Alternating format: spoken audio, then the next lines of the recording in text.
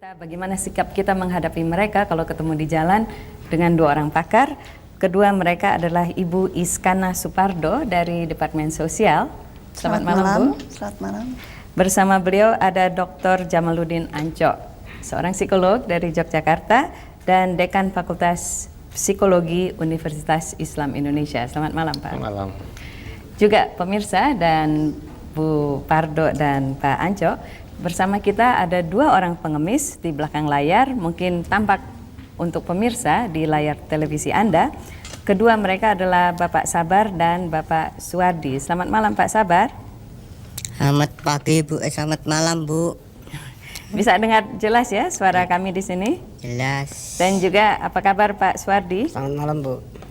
Baik, kita mau kenalan dulu dengan Pak Sabar dan Pak Suwardi. Kasih, Bu. Pak Sabar duluan mungkin ya. Iya, Bu. Pak Sabar sudah lama jadi pengemis, Pak? Belum, Bu. Belum? Belum. Berapa lama? 3 bulan. 3 bulan? Ya, Bu. Sebelumnya sebagai apa, Pak? Sebelumnya kerja proyek, Bu. Kerja proyek. Ya. Kemudian jadi pengemis, kenapa, Pak? Sekarang itu mati sebelah, Bu. Kenapa, Pak? Jadi sakit mati sebelah. Oh, begitu. Ya, jadi nggak bisa kerja lagi. Tidak bisa kerja lagi dan kemudian memilih untuk mengemis saja. Ya. Usia Pak Sabar berapa, Pak? Hah? Umurnya berapa? Umurnya 53, Bu. 53. Ya. Berkeluarga? Keluarga nggak ada, sudah meninggal perempuan saya. Begitu. Ya. Punya anak, Pak? Anak satu. Anak satu, umur? Umur 26, Bu. 26. Ya. Masih ada hubungan, maksudnya berkumpul dengan anaknya, Pak? Iya, Bu. Enggak. Anak di mana, Pak? Di Jombang, Bu. Oke, dan Bapak di Jakarta. Dulu pindah dari Jombang kenapa, Pak? Apa, Bu? Dulu pindah dari kampung kenapa, Pak? Yang gara-gara cari makan, Bu. Oke. Badannya sakit jadi cari makan, Bu. Cari makan. Nggak bisa. Tapi selama itu sebelum mengemis bekerja di proyek. Iya, Bu. Terus selama bertahun-tahun. Iya, bertahun-tahun kerja di proyek terus sakit. Mm-mm. Mati sebelah terus nggak bisa kerja jadi terus ngemis, Bu. Kelantar di Jakarta. Kenapa nggak kembali ke kampung saja, Pak? Ke kampung nggak punya apa-apa, Bu. Tanah udah nggak punya, rumah udah nggak ada, udah saya juali semua buat berobat, Bu. Oke, dan di Jakarta tinggal di mana, Pak? Di Jatinegara, Bu.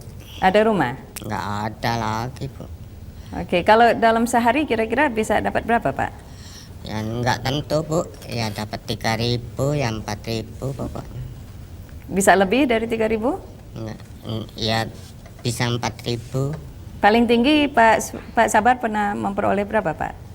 4.000. 4.000. Ya. Pak Suwardi gimana, Pak? Pengalamannya? Sudah berapa lama jadi pengemis? Saya di Jakarta selama 6 bulan, Bu. Tapi sebelumnya itu saya tadinya memulung, Bu. Tadinya pemulung, Memulung. kemudian sekarang jadi pengemis. Setelah itu saya mengalami minta-minta selama 3 bulan ini. Memang saya sial, Bu. Sudah ketangkep sampai 3 kali ini saya. Sudah ketangkap 3 kali? 3 kali ini, Bu. Dan kembali lagi jadi pengemis? Tapi sekarang ini saya rasa mau merubah nasib, Bu. Nggak akan lagi begini lagi. Saya sampai jadi begini ini karena saya ngemis, Bu. Terus aja. Ya.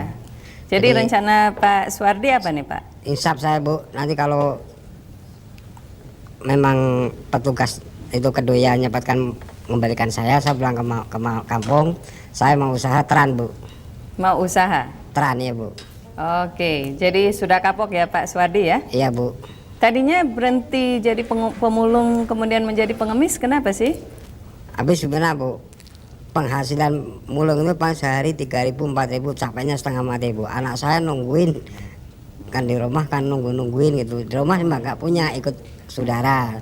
Tapi setelah itu kan saya tenaga saya kurang, Bu. Terus saya ikut-ikut orang, diajak orang gitu, diajarin gitu. Diajarin untuk mengemis? Kok mau, Pak? Habis gimana memang begitu. Terus akhirnya saya nggak ada, mungkin nggak ada jatah ngemis, Bu. Terus saya 3 bulan sangkep 3 kali ini. Oke, kalau jadi pemulung dengan jadi pengemis penghasilan lebih besar, yang mana? ya nggak begitu jauh Bu. Bedanya sedikit kan Pak? Bedanya sedikit Bu. Nggak lebih enak jadi pemulung saja Pak? Ya kalau di Jakarta mungkin kalau keadaan aman, kok sekarang nggak boleh Bu. Kalau ada Jakarta kalau nggak punya kerjaan tertentu atau tempat tertentu, berarti sementara ini saya mau pulang kampung aja Bu, nanti usaha trans saya Bu. Oke. Mikir masa depan Bu. Baik. Pak Suwardi juga Pak Sabar, saya mau mempersilahkan Pak Jamaluddin Ancok dan Ibu Iskana Supardo untuk juga ikut ngomong ya, ngobrol-ngobrol sama kita. Iya, Bu. Silahkan Bu Pardo.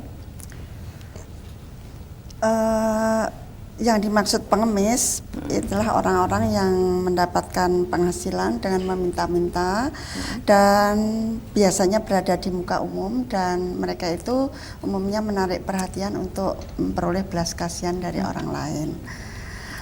Sebetulnya mengenai pengemis ini pemerintah itu mempunyai peraturan, yaitu ada peraturan pemerintah nomor 31 tahun 80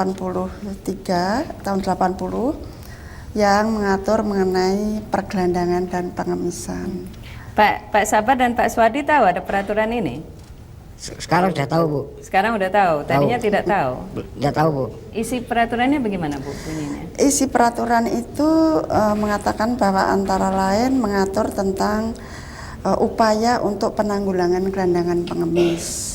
Jadi penanggulangan gelandangan pengemis ini dilakukan antara lain adalah dengan untuk mengurangi gelandangan pengemis atau menghilangkan gelandangan pengemis itu, mereka itu dirahasia. Makanya tadi Pak Suwardi mengatakan sudah ketangkep 3 kali. 3 kali. Nah, setelah mereka itu di rahasia, mereka itu di tampung di tempat penampungan sementara, mereka itu diseleksi, dilihat permasalahannya itu apa.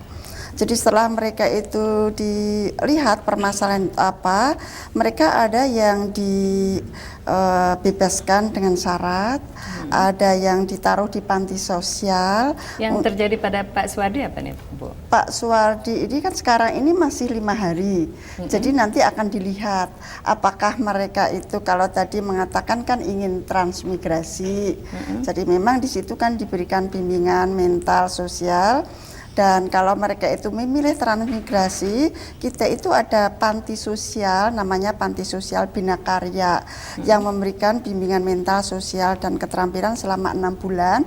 Untuk kemudian setelah 6 bulan, mereka itu diharapkan telah sadar dan siap untuk ditransmigrasikan. Dan untuk ini kita bekerja sama dengan Departemen Transmigrasi.